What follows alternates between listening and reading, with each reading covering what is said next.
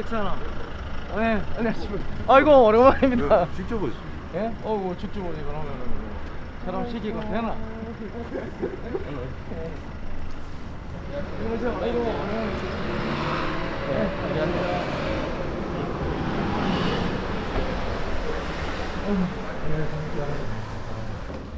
이게 저 첫날이라서 책자하고 받아가신 게 좀 많습니다.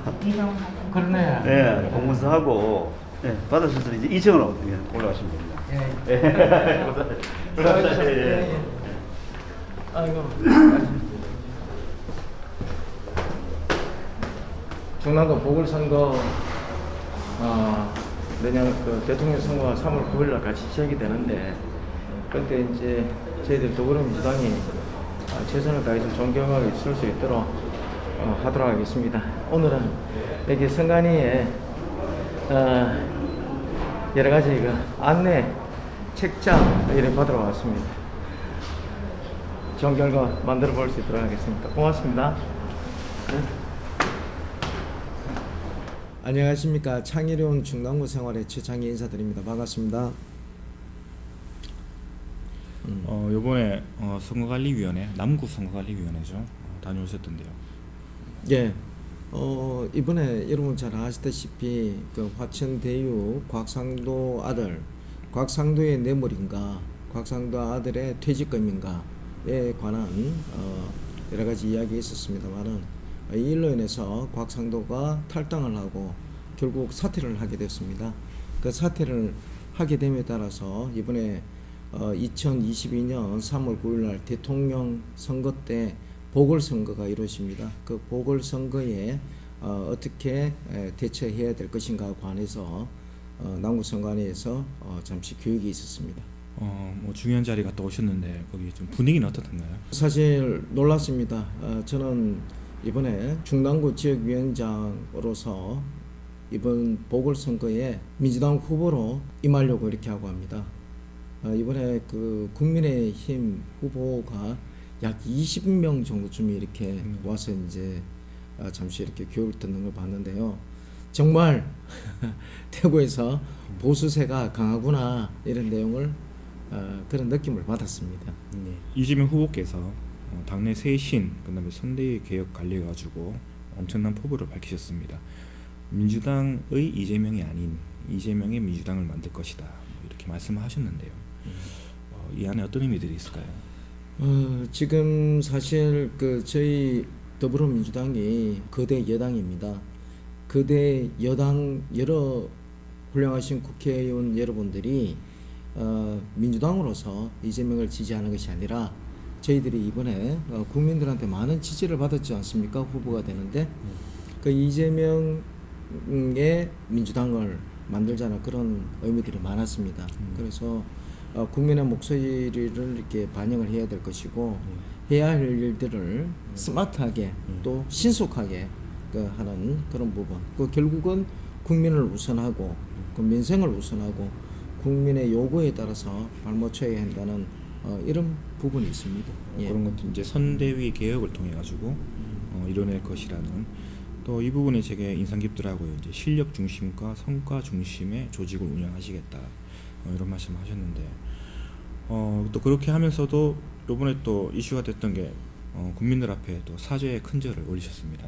예, 국민들한테 여러 가지 그 의혹들을 제공한 당사자가 우리 이재명 후보지 않습니까? 이재명 후보께서 험이나 하자가 있어서 사죄를 하는 것이 아니라 해명하는 가운데 있어서 국론이 분열되고 이런 부분이 있었기 때문에 우리 후보께서는 이 부분에 대해서 출발점이 본인이라고 생각하고 사죄를 하게 된 것이죠. 이런 부분들이 이제 기본적으로 깔리게 되는 거지만 그 앞에 국민들 앞에 컨저를 했다는 것은 깊은 그 성찰로서 반성을 하고 당내에 여러 가지 잡음들이 일어날 수 있는 이런 부분들을 본인이 다 안고 그리고 본인 중심으로 해서 이번 대선에서 반드시 민주정부 사기를 창출하겠다는 강한 의지를 보게 된 것이라고 이렇게 보면 되겠습니다.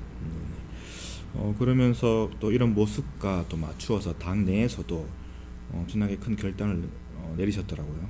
사무총장 정책의장 등 핵심 당직자들이 일괄 사퇴를 한 것은 스스로 자발적으로 이렇게 하게 된 겁니다. 그 이유는요. 핵심 당직자들이 선대위를 구성하는 그 보직과 직결이 되어 있기 때문에 선대위 개편을 하기 위해서는 정말 그 필요한 결단이었다 이렇게 보면 되겠습니다. 그럼에도 좀 우리 야당 쪽에서는 좀 비교가 됩니다. 지금 선대위 구성으로 좀 난항을 겪고 있는데 김종인 씨가 일상으로의 회귀를 선언하시면서 이렇게 좀 멀어지는 것 같습니다. 네. 좀 그게 또 여러 가지 문제들이 많이 있죠. 3인 체제로 간다고 그 공언하고 또 실질적으로 얼마 전에 그 김정인 그 박사님이 영남일보 아카데미에 와서 그 찬조 연설을 한 적이 있어서 저도 그게 잠시 참석을 했습니다. 제가 일기이기 때문에 선배로서 이렇게 참석을 하고 이렇게 했었는데요. 그때 이제 질문했을 때 김종인 박사님한테 만일에 선대에서 부르면은 참석할 것인가, 참여할 것인가에 대해서 질문에 불러준다면은 간다라고 이렇게 이야기가 있었는데요. 이번에 이렇게 보니까 또 거기에서도 서로 의견이 맞지 않은 걸로 이렇게 보여집니다. 그 부분에 있어서 한때 민주당 대표로 있었던 분도 이렇게 포함되어 있는데요. 예, 제가 매스컴을 통해서 그분을 이렇게 접했습니다만은 좀 안타까운 그런 부분도 없지 않아 있었습니다. 아무튼 야당도 이재명 후보와 좋은 대결을 펼치기 위해서 조만간 빠른 조직이 개편되었으면 하는 바람을 갖고 있습니다. 여기서 우리가 좀 분석을 할 수 있는 부분들이 이재명 후보 같은 경우에는 당내 지지율보다는 국민의 지지율을 좀 더 많이 얻어서 후보로 선출이 되었고요. 근데 윤석열 후보는 입장이 좀 다릅니다. 윤석열 후보는 좀 다릅니다. 국민의 지지율은 미미했는데 당내 지지율이 굉장히 높아서 국민의힘의 대선 후보로 이렇게 낙점이 된 걸로 이렇게 보이시는데요. 그러다 보니까 견제나 균형 이런 것들은 이제 중점적으로 이제 전개를 하다 보니까 3인 체제로 가기로 됐던 선대 본부장 그 제도가 또 김종인이 이제 또 참여하지 않는 뭐 이런 사태로 이렇게 가는 걸로 이렇게 보여지고 있습니다. 아마 뭐 김종인 씨 같은 경우에는 정권을 쥐고 운영을 하고 싶지 않았을까 이런 바람이 저도 그렇게 생각합니다. 먹히지 않으니까 이런 것들이 자꾸 안으로 뭔가 수그러드는 느낌이고 이재명 후보의 선대위는 갈수록 뭔가 외연으로 좀 더 확장해 나가는 좀 더 국민들을 이렇게 더 깊고 넓게 아우르는 모습을 보이는 것 같습니다. 지금 이재명 그 후보 진영 그리고 윤석열 후보 진영에서 이제 여러 가지 이야기들이 많이 나오고 있는데요. 실질적으로 우리 그 이재명 후보 쪽에서는 지금 거의 뭐 정리가 다 되어지는 걸로 그리고 이제 오직 국민들과 대화하고 국민들의 아픈 부분을 긁어줄 수 있는 그 부분에서 이제 정책을 많이 개발을 하고 있습니다. 반면에 우리 윤석열 후보 같은 경우는 아직 내부 정리가 제대로 되지 않은 그런 관계로 인해서 여러 가지 잡음이 많이 이렇게 나고 있는 그런 현재 상황은 그런 상황으로 진행되고 있다고 보시면 되겠습니다. 그러니까 이재명 후보는 또 우리 또 국회와 또 이런 행정부에 또 요청 사항들을 말씀을 하셨는데 여러 가지들이 있습니다. 공공부문 노동 이사제 뭐 이런 것들을 패스트 트랙으로 뭐 단독 처리라도 해서 빨리 진행을 하자. 또 개발 이익 환수법을 신속 처리 안건으로 좀 다뤄줬으면 좋겠다. 그 다음에 가상자산 과세에 대한 유예를 조속 합의를 봐달라. 이런 부분들을 요청을 하고 계십니다. 일각에서 이제 이재명 후보가 금방 말씀하셨던 것처럼 뭐 패스트트랙을 해서라도 공공 부분에서 노동 이사제를 뭐 실시하자라든지 뭐 개발 이익 환수, 뭐 가상 자산에 대해서 여러 가지 이야기를 많이 하고 있습니다. 이 모든 것들은 지금 그 국민이 부여한 권력과 예산을 잘 활용해야 된다는 그런 의미에서 그렇죠. 이런 부분에 대한 이제 공약이나 말씀을 많이 하고 있는데요. 일각에서는 이게 너무 몰아붙이는 것이 아니냐라고 이야기하는데 그런 부분이 아니라 빨리 이것들이 이제 시행됨으로 해서 국민 삶에 조금 더 보탬이 될 수 있도록 요청으로 봐주시면 되겠습니다. 예. 그래서 이런 것들이 다 합의를 보려 그래도 뭐 일부러 시간을 끈다거나 또 반대를 위한 반대 뭐 이런 것들이 부딪히게 되면은 민생을 놓치게 됩니다. 그래서 그런 중요성들을 이렇게 말씀하셨고요. 또 이제 캠프에서 이렇게 공약들을 쭉 내고 계신데 이거 진짜 하나하나 읽기도 어렵습니다. 제가 한번 읽어보겠습니다. 공정한 생태계를 위한 중소기업 정책, 디지털 플랫폼 갑질 근절 등 플랫폼 시장 공정 안전망 구축, 납품 단가 연동제 도입, 하도급 등 불공정 거래 행위의 원천적 차단, 중소기업 상공인 협상력 강화, 뭐 대규모 메가펀드 조성, 임체 상인의 임대료 부담 완화 제도 강화. 이거 그다음에 디지털 대전환 경제 도약, 그래서 데이터 3대 인프라 구축, 사물 인터넷, 클라우드, 5G, 6G 위성 통신, 대통령 직속 규제 갈등 조정 기구 상설화. 그래서 저희가 지금 디지털 규제 컨트롤 타워 지정, 뭐 과잉 중복 규제 폐지, 이게 좀 공부를 많이 해야 될 것 같아요. 저희가 지금 큰일 났습니다. 저희들도 우리 후보님께서 그 많은 이제 공약들을 내놓고 계시고 있습니다. 또 잘 아시다시피 저희 중랑구 지역에서도 또 보궐선거가 이루어지고 있는 상황이고 저 역시 이 부분에 대해서 공부를 하고 있습니다만 어려운 부분도 많고요. 그렇죠.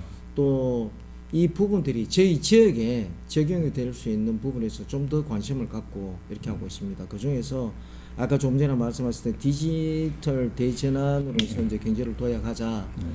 저희 그 중구와 남구 같은 경우는 굴뚝 없는 공장들이 많아야 된다. 그러니까 결국 IT 산업을 이제 발전시켜야 된다라든지. 그리고 지금 현재 저희 지역에 있어서는 이제 그 재래 시장들이 많이 있습니다. 서문시장, 뭐 봉덕시장, 관문시장 이런 시장들이 많이 있습니다. 이런 시장들을 활성화시켜서 또 소상공인들이 좀 더 윤택한 삶이 될 수 있는 그런 부분의 공약에 대해서 저희는 집중적으로 공부를 하고 있고 또 보궐선거에 이 부분에 대해서 공약으로 내려고 하고 있습니다. 네, 저도 뭐 사물 인터넷 클라우드 이거 제가 대학원 때 과제물로 막 써냈던 네, 이거 막 공부 되게 많이 해야 되는 내용들이고 한데 이것들이 실제로 지금 공약상으로 나왔습니다. 그래서 발빠르게 또 시대에 걸맞는 이런 공약들이 나오고 있어서 또 행복한 비명을 질러야 되는 저희 입장으로서는 그렇습니다. 이걸 다 공부를 하고 또 우리가 또 많이 알려야 되겠죠. 그렇죠. 그렇게 해야 됩니다. 예. 이런 것도 또 대조되게 또 연일 종부세 공세가 나오고 있는데 이거 한 개만 다뤄도 우리가 진짜 한 시간을 이야기할 수 있습니다. 종부세를 뭐 얼마나 공부하고 공약으로 내세우셨는지는 모르겠는데 아마 본인들을 위한 공약인 것 같더라고요. 그래서 뭐 그 부분은 일단 나중에 한번 저희가 또 심도 있게 다뤄보도록 하고. 전두환 씨가 사망했습니다. 여기에 대해서 또 입장 차이를 이렇게 보이고 있는데 또 저희 당 쪽에서는 좀 강경한 입장을 보이고 있습니다. 저희 민주당 그 송영길 대표께서 민사적인 소송과 역사적인 단죄 그리고 진실 규명이 계속될 것이라고 이렇게 이야기를 했고요. 저희 당에서는 전두환 추진법이 계속 추진될 것입니다. 그렇습니다. 이에 반해서 또 윤석열 후보는 뭐 이렇게 인터뷰에서 전직 대통령이니까 또 뭐 조문은 가야 하지 않겠냐 이렇게 얘기를 하셨고 뭐 상중이라서 정치 이야기를 하는 거는 시의적절하지 않다 이렇게 말씀하셨는데요. 예. 또 얼마 안 있다가 또 조문을 안 하기로 이렇게 입장을 수정하는 좀 넌센스한 일들이 벌어졌습니다. 우리 윤석열 국민의힘 그 대선 후보의 그 역사 의식이 제가 조금 의심스럽다 이렇게 보여집니다. 잘 아시다시피 뭐 전두환에 대해서는 더 이상 제가 언급을 하지 않겠습니다만은 전두환은 전직 대통령이 아닙니다. 엄격히 이야기해서. 왜냐하면은 내란장에 적용된 사람은 대통령 직위를 박탈을 당합니다. 하기 때문에 전두환은 전직 대통령으로서 조문을 하는 것이 아니라 저희 민주당에서도 사과하고 간 노태우 전 대통령과는 다른 입장을 가지고 있습니다. 그래서 저희 민주당에서는 조문하지 않는 건 아주 당연한 일이라고 저는 생각합니다. 네, 그 역사 의식이라는 게 한 나라의 국가의 대통령이 된다는 사람한테 얼마나 중요한가. 사실 이거는 내가 어떤 기준과 생각을 가지고 있다면 그대로 그냥 하는 겁니다.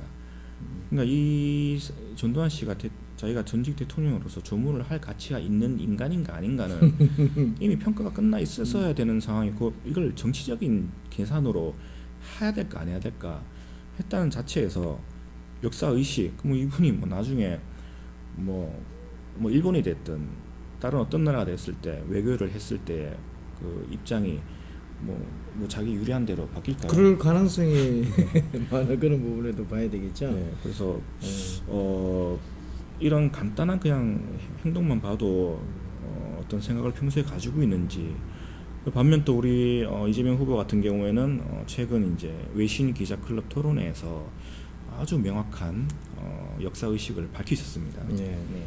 여기서 한 기자가 이제 이재명 후보에게 과거에 강경 발언한 내용을 두고 이것으로 인해서 한일 관계가 좀 악화되지 않을까 이렇게 우려를 표시를 했는데요.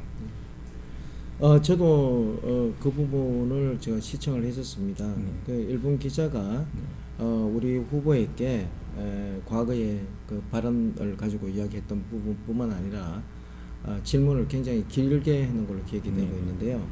이 부분에서 가장 그 후보께서 잘했던 말씀은 분명히 일본은 대한민국에 사과를 하고 적절한 보상이 이루어진다면은 우리가 일본을 적대시하지 않고 일본과 함께 우방으로서 손잡고 세계 무대로 나갈 수 있다라고 이야기한 부분이 정말 인상 깊었고요. 실용외교의 측면에서 과거사 영토 문제와 사회 경제 문제를 분리해서 투 트랩으로 접근했다는 것이 그 핵심이었다고 보면 되겠습니다. 네, 그러면서 또 일침을 또 가하셨던데요. 진정으로 사과하는 사람에게는요, 아무리 큰 죄를 저질렀다 하더라도 진정성이 보인다면은 사과가 됩니다. 일본은 독일의 태도에서 배워야 된다는 그 말씀이 정말 제가 말씀드리고 싶었던 그런 부분이 아니었나. 그래서 정말 속이 시원한 발음이었다. 이렇게 이야기할 수 있겠습니다. 저희가 평상시에 하고 싶던 말씀들을 다 하시더라고요. 네. 그래서 엄청나게 속이 시원했고 이런 것들이 이제 올바른 역사 의식이고 지도자가 갖춰야 될 덕목이라는 생각이 듭니다. 저희 그 이재명의 그 민주당 그리고 이재명 그 후보께서 전 국민을 대상으로 해서 그 사과의 말씀들이 있었고요. 또 전두환 사망, 그 외신 기자 그 반론 트럭에서 그 했던 토론회 여러 가지 이렇게 이야기를 나누었습니다. 앞으로는 저희 대구의 중랑구가 발전할 수 있는 방향, 나아가서는 대구가 발전할 수 있는 방향에 대해서 이야기를 많이 나눠보도록 하겠습니다. 날씨가 점점 추워집니다. 일교차도 심해지고 이러는데 늘 건강에 유의하시고 매일 늘 행운이 가득한 나날이 되었으면 좋겠습니다. 감사합니다.